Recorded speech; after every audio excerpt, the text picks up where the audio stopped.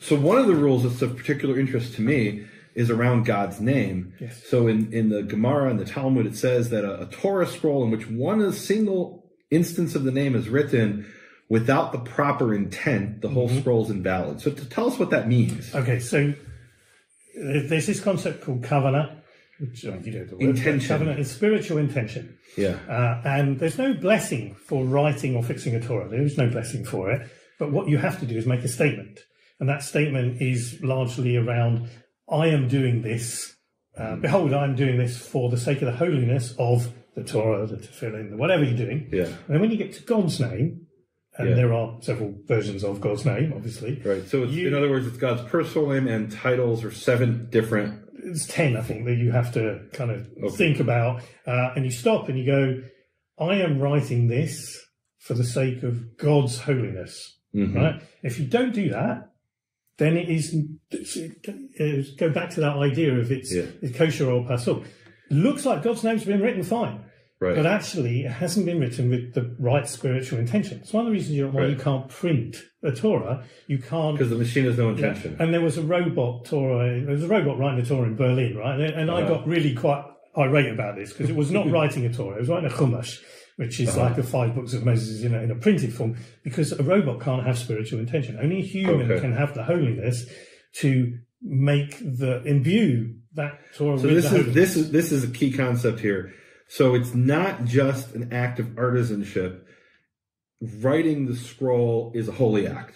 Yes. It's a sanctified act. Which is why a software needs to be ethical. They need to be in the right kind of frame of mind. There are some times where I can't do the work because if something has terribly upset me, then I can't do the work because I don't have the right frame of mind. You can't concentrate either, to be perfectly honest. Yeah. And if you've had a particularly bad day, you just don't feel that you've got the right intention. Right. On the other hand, if you have the right intention, there was a big power cut here the other day.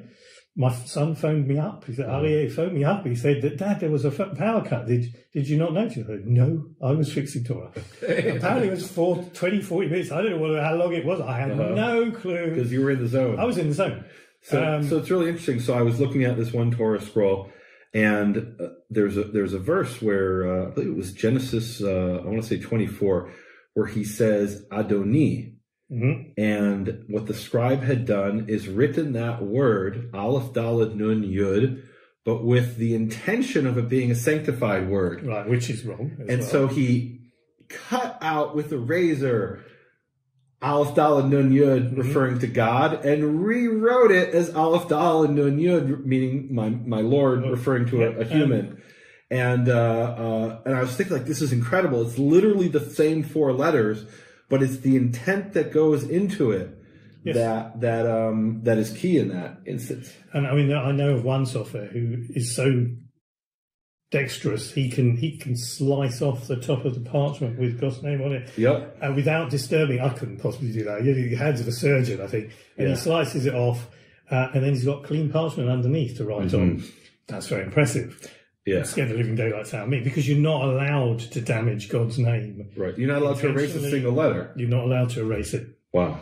So if you've got a problem with God's name, then there are, again, a whole raft of rules, and you have to look up the different. And Kesed HaSofer goes on for numerous pages. He has these excurses. Kesed is not by far. I mean, it's not actually the Halakha L'Maaseh. It's not actually the doing Halakha. There are other books over and above that. There's Mishnah Sofer, which is a commentary on Kesed HaSofer. There's the Mishnah Berurah on Tefillin, which is kind of slightly different. There's a whole raft of different halakhic texts and different opinions.